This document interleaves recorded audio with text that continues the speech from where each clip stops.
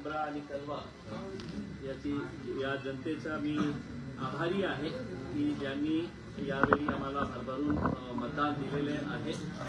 याच्या व्यतिरिक्त मुंबईमध्येही आम्हाला चांगलं यश मिळालेलं आहे। 8 सीट्स आम्ही जिंकले आहे आणि पूर्ण महाराष्ट्रामध्ये सांगायचे असेल तर 125 सीट्स जिंकून खूप भरारी आम्ही घेतलेली आहे।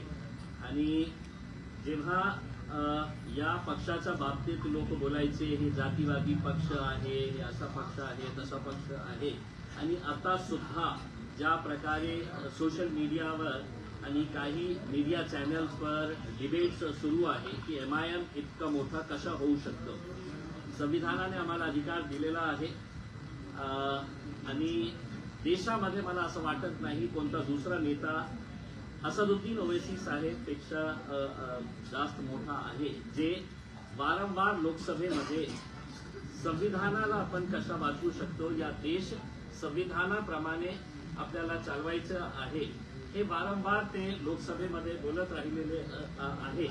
पण दुर्दैवाने या देशामध्ये मागच्या 10 वर्षामध्ये जेव्हापासून भारतीय जनता पार्टी सत्तेमध्ये आली तर त्या दिवसापासून या देशाला आपल्याला हिंदू राष्ट्र करायचं, भगवाकरण करायचं या देशाचा, आणि कशा प्रकारे जाती जाती धर्माधर्मामध्ये तेढ निर्माण करण्याचं काम फक्त सत्ता घेण्यासाठी जे राजनैतिक पक्ष हे करत आहे आणि त्याची निंदा करतं।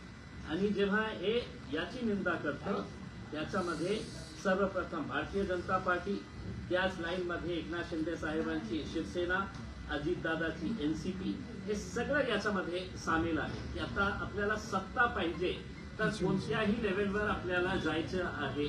जाती जाती धर्मामध्ये तेढ निर्माण करून आपण कुर्सी कसा आपली घेता येतं याच्या बाबतीत या पक्षांनी काम केलेलं आहे।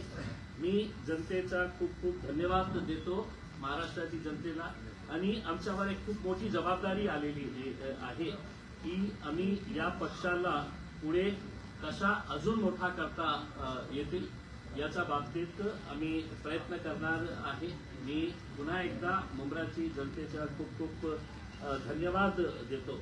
आणि जेव्हा देश या गोष्टीची चर्चा करत होतो की MIM हिरवा रंगाचा आहे, त्यावेळी MIM एका हिंदू बांधवाला, विजय उबाळे याला MIM ची जबाबदारी मुंबई महानगरपालिका BMC मध्ये आमच्या पार्टीचा प्रतिनिधित्व कोणी करणार असेल, नेतृत्व करणार असेल तर ते आमचा एक हिंदू बांधव आहे, ज्यांना आम्ही तिकीट देऊन मुस्लिम बहुल भागातून त्याला निवडून आणलेलं आहे आणि त्याला आम्ही BMC मध्ये गट नेत्याची जबाबदारी दिलेली आहे। आम्हाला काही फरक पडत नाही की लोक आमच्या पक्षाच्या बाबतीत काय बोलत आहे, काय आमची आलोचना करत आहे, चेष्टा करत आहे, कशा प्रकारचे वक्तव्य आम्ही मागच्या काही दिवसामध्ये ऐकलेले आहे, त्याची पर्वा न करता आम्हाला पुढे जायचं आहे। आणि पुढे जाताना सर्व जाती धर्माच्या लोकांना सोबत घेऊन आम्ही या राज्यामध्ये, या देशामध्ये पुढे जाणार आहे। अनेक शहरामध्ये तुम्ही बघा की किती SC लोकांना, शेड्यूल कास्ट लोकांना आम्ही निवडून आणलेले आहे, शेड्यूल ट्राईब लोकांना आम्ही निवडून आणलेले आहे, OBC हिंदू समाजाच्या लोकांना आम्ही निवडून आणलेले आहे। या 125 मध्ये कोणकोणत्या जातीचे धर्माचे लोक आहे याच्या बाबतीत आपण एकदा त्याच्या बाबतीत थोडासा विश्लेषण केलं तर आपल्याला चांगलं होईल। या मुंब्र्यामध्ये जेव्हा आपण हिरवा, भगवा, नीला याच्या बाबतीत हे करत होते, आमचे भाऊ सारंग भाऊ, मयूर सारंग, हे MIM ने त्यांना तिकीट दिलं आणि आमची प्रामाणिक इच्छा होती की यांनीही निवडून यायला पाहिजे होतं। आता या जिल्हा परिषदच्या निवडणूक सुरू आहे, एक उदाहरण म्हणून आपल्याला सांगतो की जे पंचायत समितीचे, माझ्याकडे जिल्हा परिषदचे आम्ही 6 सीट्स लढत आहे आणि पंचायत समितीचे आम्ही 15 सीट्स लढत आहे। त्या 15 पैकी 9 जे आहे ते हिंदू समाजाचे आहे, त्याच्यामध्ये मराठा समाजातले आहे, हिंदू समाजातले, OBC समाजातले लोक आहे, त्यांना आम्ही तिकीट दिलेले आहे। लाईन मध्ये उभे राहून ते आमच्या तिकीट मागत होते। मग एका साईडला जनता आमच्या सोबत जनताचा विश्वास जे आहे ते MIM वर वाढत चाललेला आहे. ओवेसी साहेबांना त्यांनी बघितलेले आहे की जेव्हा या देशावर जेव्हा हल्ला चढवण्यात आलं होतं, एकमेव नेता होता की ज्यांनी विदेशात जाऊन नाही हे धरती आमची आहे, हा देश आमचा आहे, त्यांनी कशा प्रामाणिकपणे आपली भूमिका मांडली होती, लोकसभेमध्ये कशी प्रामाणिकपणे आपली भूमिका मांडली होती. आता जेव्हा ज्या पक्षांचा पराभव होतो तर त्यांना असं वाटतं की सगळ्यात सॉफ्ट पंचिंग बॅग कोण आहे, तर MIM पक्ष आहे. हम हारे तो परेशानी होती है कि हम किसी को जिताने के लिए आए हैं और अब हम जीते हैं तो उसकी परेशानी हो रही है कि ये जीते कैसा है. तो ये तो हमारे लिए बड़ी दिक्कत बात हो गई है कि हम हारना भी नहीं और जीतना भी नहीं है करके. तो ऐसी सिचुएशन के अंदर आपसे लेकर आए, लेकिन हमें कोई फर्क नहीं पड़ता है. जिसको बोलना नहीं बोल रहा हूं मैं, जिसको भोंकना है वो भोंकते रहे, हमें कोई फर्क नहीं पड़ने वाला है. इसके बाद आगे के आपके अगर जो भी सवाल होंगे तो हम आपके हमने किले में आज जो भगवा पहने हैं, क्या इसका भी कोई मकसद है? देखिए, मेरी गाड़ी के अंदर भगवा भी था, हरा भी था, नीला भी था, पीला भी था, सफेद भी था. अफसोस इस बात का ये हो गया है कि आपने इस देश को रंगों के अंदर बांट दिया है. कोई हुकूमत, कोई संविधान, कोई कानून ये नहीं कहता है कि ये रंग जो है ये किसी एक विशिष्ट जाति से जुड़ा हुआ है करके. मैंने हरा रंग भी पहना हुआ था, अभी मुझे किसी ने गाड़ी में चढ़ते चढ़ते ये रंग ये पिला दिया तो मैंने ये भी पहन लिया है करके. लेकिन लोगों को ऐसा लग रहा है कि साहब ये रंग जो है ना, ये जात के साथ, ये रंग ये जात के साथ, ये रंग ये जात के साथ, ऐसा कुछ नहीं है साहब. और जिन लोगों की घटिया सोच होती है वो इस तरह के फालतू मुद्दों के ऊपर व्यस्त रहते हैं. लेकिन सर कहीं ना कहीं सुमैया जी को जो कि हरे रंग से बड़ा ही तकलीफ थी, उन्होंने कई सवाल उठाए चार्जशीट को लेकर, कंप्लेंट्स भी की. देखिए, अब चूंकि अब आप लोगों ने बात शुरू ही की है तो मैं आप लोगों को कुछ भारतीय जनता पार्टी के नेताओं के कुछ बयान आपको सुनाना चाहता हूं, जिसमें से एक दो ही बयान आपको सुनाऊंगा. मैं ज्यादा ना तो फालतू चीजों के अंदर मैं ये करता हूं. तो अगर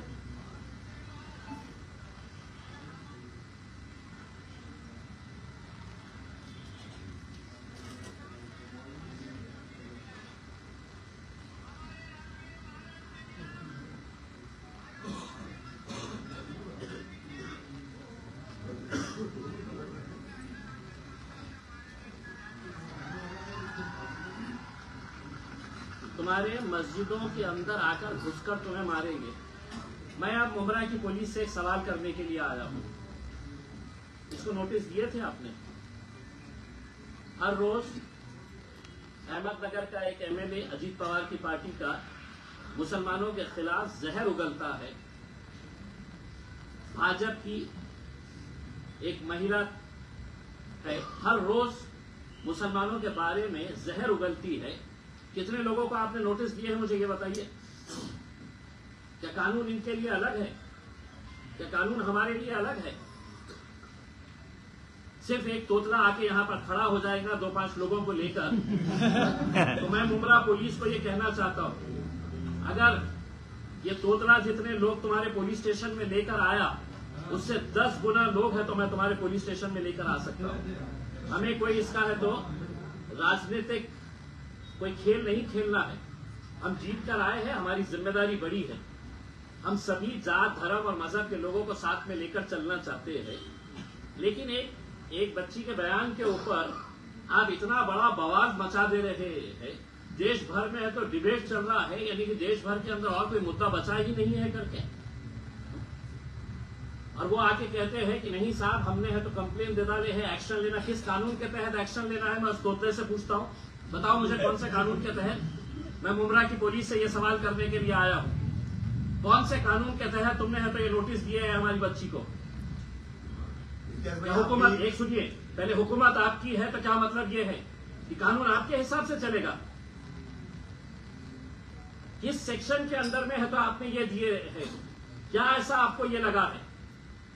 ये इनके भारतीय जनता पार्टी के पिल्ले रोज है तो मस्जिदों में घुस के मारेंगे, पाकिस्तान चले जाओ, तुम्हारे बाप का सूरत तक तुम देख नहीं पाएंगे करके ये इस तरह के बयान देने वाले महाराष्ट्र की पुलिस क्या इन लोगों की गुलाम हो चुकी है? मुमरा की पुलिस इतनी डरती है कि ये 4-6 चिल्लर लोग आ जाते हैं और है तो आप नोटिस इशू कर देते हैं। किस बुनियाद के ऊपर आपने नोटिस इशू किए हैं? और मैं एक मर्तबा आप सुन लीजिएगा, हमारी ये जो बच्ची चुनकर आई है शहर, उसके स्टेटमेंट से हम कतई किनारा नहीं कर रहे हैं, बिल्कुल नहीं कर रहे हैं। हम पूरी तरह से पूरी मजबूती के साथ मजलिस इत्तेहाद और मुस्लिमीन एक बार फिर से कहकर जा रहे हैं कि सिर्फ मुमरा की क्या बात कर रहे हैं तुम। आने वाले वक्त के अंदर हम महाराष्ट्र के अंदर हम अच्छा खासा हरे रंग को फैलाएंगे।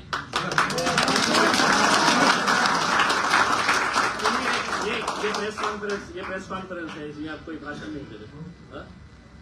ये सुनिए, ये देवेंद्र फडणवीस की फोटो है। ये सुनिए, तो हटाओ दो। ये देवेंद्र फडणवीस की फोटो है, औरंगाबाद के अंदर हर चौराहे के ऊपर लगाई गई है। क्या लिखा है उसके ऊपर? छत्रपती संभाजीनगर ने भगव्याची शान राखली। तुमच्यासाठी भगव्याची शान राखली आणि आमची मुली जेव्हा हे म्हणतं इने आम्ही हिरवा रंग मुंब्रामध्ये हे करणार आहे, तर इतकं वाईट कि उसके ऊपर आप है तो डराने धमकाने नोटिसेस इश्यू करने की बात कर रहे हैं करके। अब मैं आपके जरिए ये तोतले को बोल रहा हूं कि तुमने इस बच्ची के, छोटी बच्ची है, पहली मर्तबा जीत कर आई है, उसका जोश है, लेकिन मैं अगर बोल के जा रहा हूं, अब तुझे चैलेंज कर रहा हूं मैं कि मेरे खिलाफ तू क्या कार्रवाई कर सकता है, क्योंकि कायदे कानून हमको भी अच्छी तरीके से समझ में आते हैं। हम कोई डर के दब के झुक के है तो ये करने वाले हैं, ऐसा नहीं है। और मैं एक बार फिर से ये बताना चाहता हूं, अगर तुम्हारी भारतीय जनता पार्टी की हुकूमत है महाराष्ट्र के अंदर और तुम ये समझ रहे हम कुछ भी करेंगे, मुंब्रा के अंदर अगर दोबारा ये तोतला यहां पर आया तो एक बात समझ लेने का, मैं दोबारा यहां पर आऊंगा और भरे चौराहे के ऊपर बड़ा स्क्रीन लगवाकर उसकी जो ब्लू फिल्म है मैं है तो वो फिल्म है तो भरे चौराहे के ऊपर दिखाऊंगा। तुम हमको सिखा रहे हो, तुम्हारा खुद का चरित्र क्या है तुम देखिएगा। अब तुम ये समझ रहे होंगे कि भाई मैं आऊंगा, आके है तो यहां पर पुलिस वालों के ऊपर दबाव देकर चला जाऊंगा करके, तो इनकी पार्टी गुंडे और मवालियों से भरी पड़ी हुई है। पुलिस अगर इनको कंट्रोल नहीं कर सक रही है तो आप हमारे ऊपर दबाव डालेंगे? नहीं साहब, ये आया था, कौन है, उसका वजूद क्या है, क्या है क्या ये?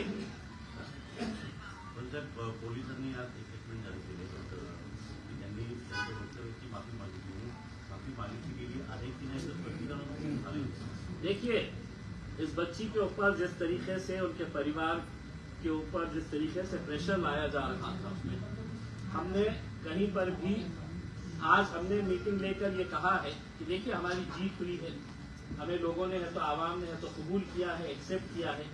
हमारे अंदर ह्यूमिलिटी होनी चाहिए, हमने लोगों का धन्यवाद अदा करना चाहिए, हमने लोगों के अंदर एक पैगाम देना चाहिए कि साहब इतने सारे लोगों ने हमको वोट दिया है, अब हम मुंब्रा के विकास के लिए आगे बढ़ना चाहते हैं। मुंब्रा का विकास करते वक्त जब हम सड़क की बात कर रहे हैं तो सड़क के ऊपर कोई एक जाति के लोग नहीं चलने वाले थे। जब हम कचरा उठाने वाले हैं तो वो कचरे की बदबू सिर्फ एक समाज को सताती है, दूसरे समाज को सताती है, ऐसा नहीं है। ड्रेनेज अगर है, इंफ्रास्ट्रक्चर अगर नहीं है, तो ये सब चीजें जो है हम मुंब्रा के विकास के लिए, लेकिन सारे लोगों को तकलीफ इस बात की सता रही थी कि एमआईएम 125 सीटें कैसे जीत गई, गोवंडी के अंदर है तो हमने मुंबई में 8 सीटें कैसा जीत गए हैं, मुंब्रा के अंदर हमने 5 सीटें कैसा जीत गए हैं करके। भाई आप लोगों की ये जिम्मेदारी थी कि एक यंग लड़की, पढ़ी लिखी, हाईली एजुकेटेड बच्ची, जिसको इतने दिन सताया गया है उसके परिवार वालों को कि हम टिकट दे रहे, अभी दे रहे, सुबह दे रहे, रात में दे रहे, आधी रात को दे रहे हैं करके, उसमें मेहनत करे, रास्ते के ऊपर आए, लड़े झगड़े, उसके ऊपर पुलिस नोटिस दे रही है। और नोटिस देकर हमने कल साफ कर दिया था, मैंने खुद ने, मेरे पार्टी के अध्यक्ष बैरिस्टर असदुद्दीन अवैसी साहब ने, हमने अपने तौर के ऊपर यह फैसला किया था कि शहर ने जो भी स्टेटमेंट दी है वो पार्टी का स्टेटमेंट है। पार्टी उसके साथ पूरी तरीके से खड़ी हुई है। लेकिन अगर तुम लोकल लेवल के ऊपर कि पुलिस वाले आने वाले हैं, पुलिस वाले आके उठा के लेके जाएंगे, ये करेंगे करके उसके अंदर, तो आज ये स्टेटमेंट शहर का खत्म हो चुका है। अब इम्तियाज जलील ये स्टेटमेंट देकर जा रहा है और वो तोतले को बोलकर जा रहा है, तू एक बच्ची को बच्ची समझकर तू समझ ये कर रहा था, अब मेरे खिलाफ तुझे क्या कार्रवाई करने का है सर, लिखित में पुलिस को माफीनामा दिए क्या? माफीनामा दिला है कि माफीनामा एक लेटर वायरल हुआ है, एक लेटर वायरल हुआ है जो कॉपी टू किरीट सोमैया है और वो पुलिस ने दिया और उसमें उन्होंने कहा है कि शहर ने नोटिस के बाद पुलिस डिपार्टमेंट में आकर स्टेटमेंट दिया है और उस स्टेटमेंट में लिखित में उस अपने बयान के लिए शहर ने माफी मांगी है। साहेब मराठी सर हिंदी पण काय आहे की सहरला आम्ही प्रश्न विचारला होतो याच्या बाबतीत आणि तिला स्पष्टपणे आम्ही सांगितलं होतं कोणत्याही प्रकारे आपल्याला माफी मागायची नाही आहे। आणि तिला जे स्टेटमेंट त्यांनी दिलेली आहे त्यांनी स्पष्टपणे सांगितलेली आहे की मुंबईला हिरवा करायचा आहे, मुंब्राला सॉरी, जशा गिरीश महाजन नाशिकला सगळं हिरवं जे होतं ना ते कापण्याची तयारी करत होते ते। गिरीश महाजन को है तो नासिक से है तो हिरवा चाहिए ही नहीं था। पूरी का पूरा नासिक एक साथ आ गया है कि नहीं, बोला साहब हमको हिरवा बचाने का है करके, हरियाली बचाने का है करके उसने। आप इसको इस नजरिए से क्यों नहीं देख रहे हैं कि 26 जनवरी आने वाला है और शहर ने अपनी यंग टीम के साथ ये फैसला किया था कि हम मुंब्रा के अंदर हरियाली ही हरियाली लगाएंगे करके, मुंबई को हरा भरा कर देंगे करके। और ये तो सिर्फ मुंब्रा को हरा भरा करने की बात कर रहे हैं, हम तो देश को हरा भरा करने की बात कर रहे हैं। आपको हरा ऐसा लग गया ये तो कोई तो भी आतंकी शब्द है, ये तो एक कोई तो भी दहशतगर्दी का कोई तो भी एक शब्द का इस्तेमाल किया गया है करके उसने। क्या हुआ? देवेंद्र फडणवीस अपना होर्डिंग लगाकर अगर ये कह सकता है कि छत्रपति संभाजीनगर ने भगवाकरण केलेला आहे करके। इम्तियाज भाई, इसी सवाल में आपने मराठी में जवाब की शुरुआत की थी, वही जवाब हिंदी में हिंदी में भी बोलिए। पब्लिक के कमेंट आ रहे कि आप उसको हिंदी में भी बोलिए। ये दिला आहे का पोलीस स्टेशनमध्ये? कारण पोलिसांचं अधिकृत पत्र आहे, अधिकृत पत्र आहे। काय आहे सर हिंदी, सर स्टार्टिंग का हिंदी में बोल दीजिए जो आपने स्टार्ट किया। मैंने सुनिए, इतनी लाचार मुंब्रा पुलिस को चंद मवाली गुंडे भारतीय जनता पार्टी के पदाधिकारी होंगे, लेकिन मैं समझता हूं कि मुंब्रा के सीनियर पीआई साहब ने वो तोतले से पूछना चाहिए था कि भाई तू वो बच्ची के बारे में है तो सवाल उठा रहा है, ये तेरा एक वीडियो देखा है क्या करके। सीनियर साहब को मैं भिजाऊं क्या उनका वीडियो, किरीट सोमैया का वीडियो भिजाऊं मैं? तो आप इस बच्ची के ऊपर, उनके परिवार वालों के ऊपर जितना प्रेशर लेकर आ रहे हैं, अब अगर ये बच्ची को ऐसा लगता है कि मेरे ऊपर बहुत ज्यादा प्रेशर आया है, मेरे काम का फोकस हट रहा है, इतने ज्यादा हेट मैसेजेस सोशल मीडिया के ऊपर उसके खिलाफ ये किया जा रहा है, एज इफ कोई एक नया टेररिस्ट इस देश के अंदर आ गया है। भाई हरे रंग का, उन्हें भगवे रंग का बोले हैं। इस देश के अंदर एक नचनिया है, सुनिए, हर दूसरे दिन मुसलमानों पाकिस्तान चले जाओ करके, क्यों उसके जहेज में आया था हिंदुस्तान।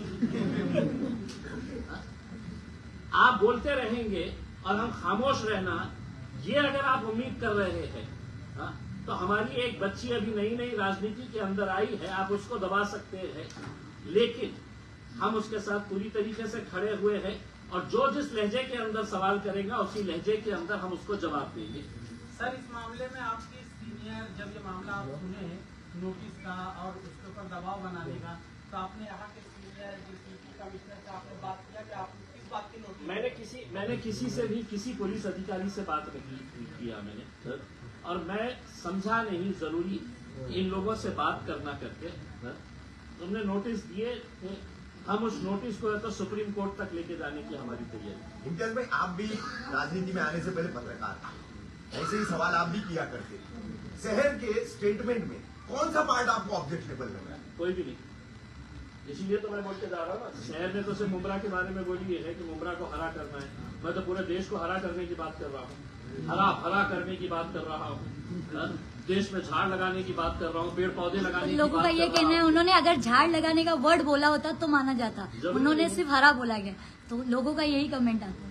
ये लोगों का नहीं है, कुछ फालतू लोगों का है, जिसको है तो अकल कम होती है ना, वो कुछ ना कुछ तो भी ढूंढते रहते हैं।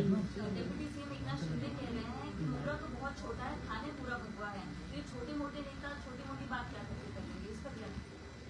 देखिए, एकनाथ शिंदे साहब कह रहे हैं भगवा पूरा थाना है करके, उसमें मुमरा तो वो भी आता जायज है। है, वो जायज है, वो लीगल है, वो सब कानून के दायरे में बैठता है। और अगर मैं ये कह रहा हूँ कि मुमरा हरा है, मुमरा हरा भरा है, तो उसमें है तो पूरा कानून का उल्लंघन हो गया है और देश के अंदर कोई गंभीर मुद्दा बचा नहीं है।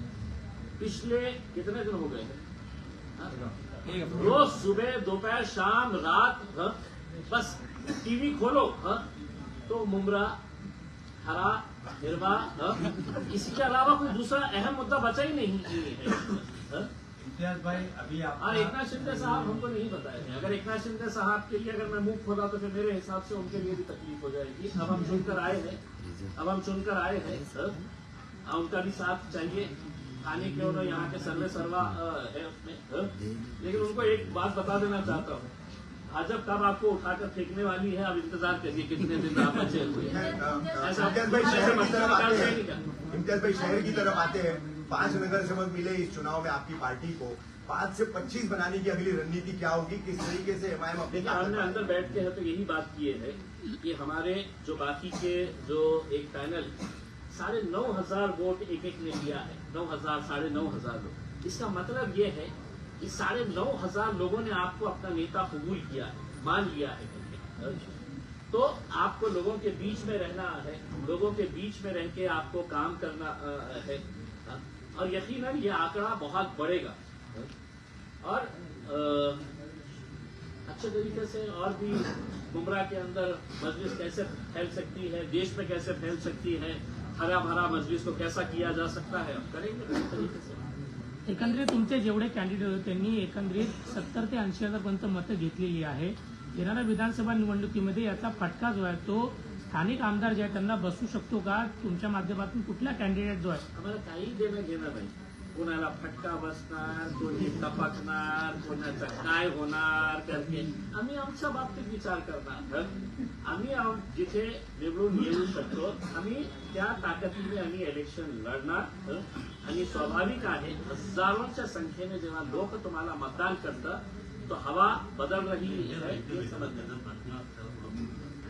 कारण का आव्हाडांच्या विरोधामध्ये भाषणामध्ये वक्तव्य केली जात होती आणि त्यांचा ते जे आमदार जिल्हा निवडणुकीचे आमदार आहे म्हणून त्यांना असं विचारलं की आता जी ताकद वाढली त्याला विधानसभामध्ये एमआयएम तिथे पूर्ण तिथे आपला आमदार आहे।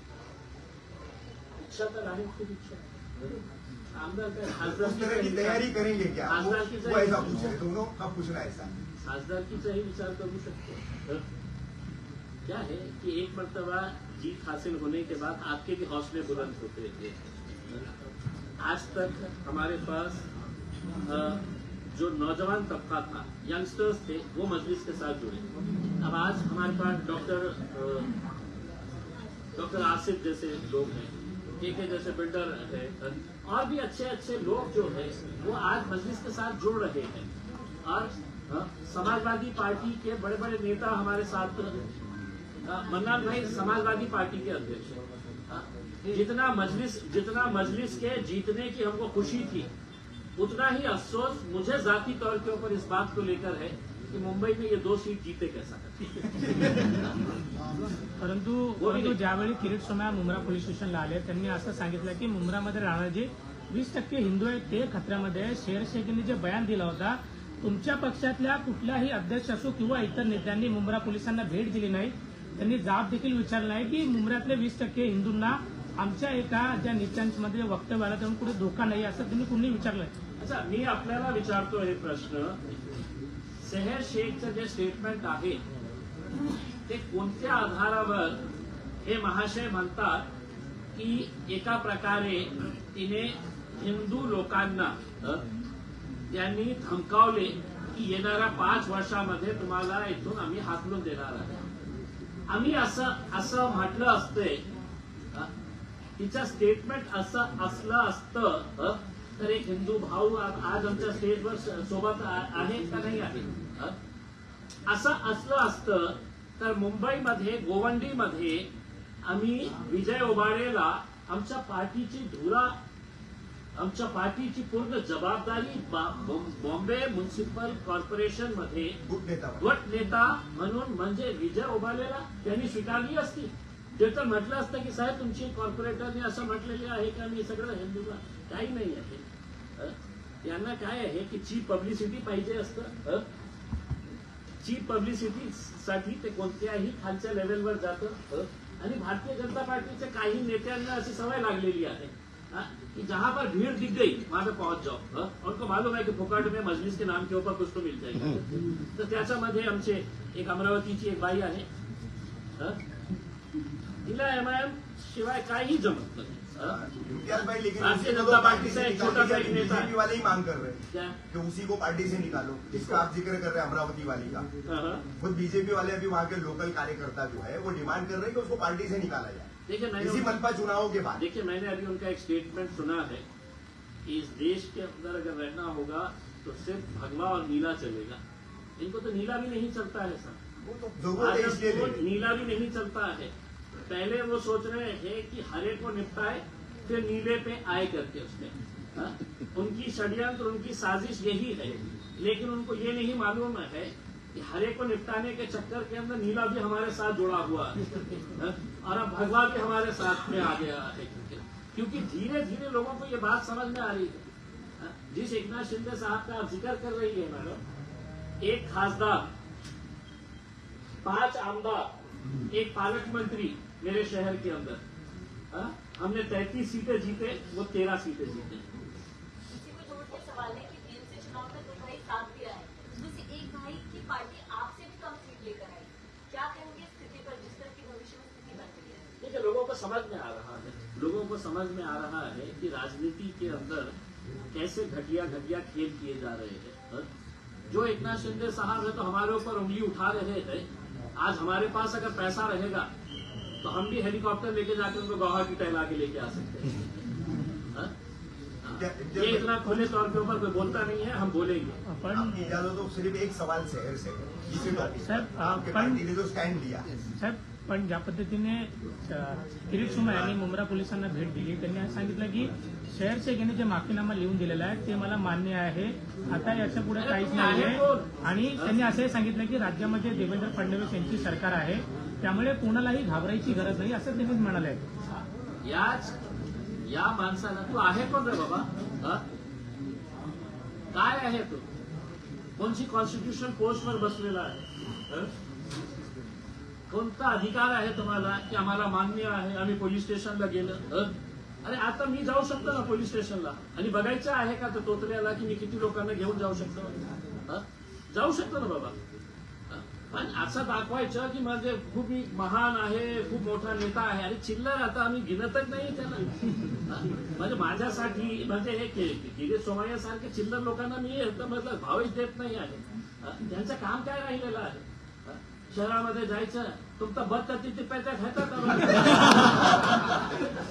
पुलिस वाले परेशान हो जाते साहब. मेरे भाई पुलिस वाला बोला कि साहब वो उसमें आता है, हमको उसकी प्रॉब्लम हो जाता है, उन्हें क्या बोलता है और हमको समझ में नहीं आता है. तो अब ये लोगों को क्या हो गया है कि इनको ऐसा लगता है कि हम एमआईएम के अगेंस्ट नहीं बोले तो हमको मीडिया वाले दिखाएंगे नहीं, मीडिया वाले हमारे पीछे आएंगे ही नहीं करके उसमें. तो एमआईएम के खिलाफ बोलते रहो तो मीडिया वाले बूम लेके घूमते रहेंगे उसमें. मैं बोलते हूँ शहर की तरफ त्यांच्या माध्यमातून एक क्लॅरिफिकेशन होता फक्त.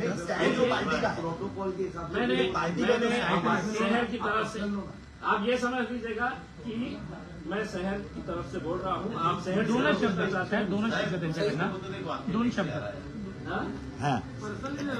ये है. हाँ उतना तो मैं भी चाहूंगा, उतना तो मैं भी चाहूंगा. ये रिकॉर्ड करिए आप लोग, बोलिए कैसे हराया.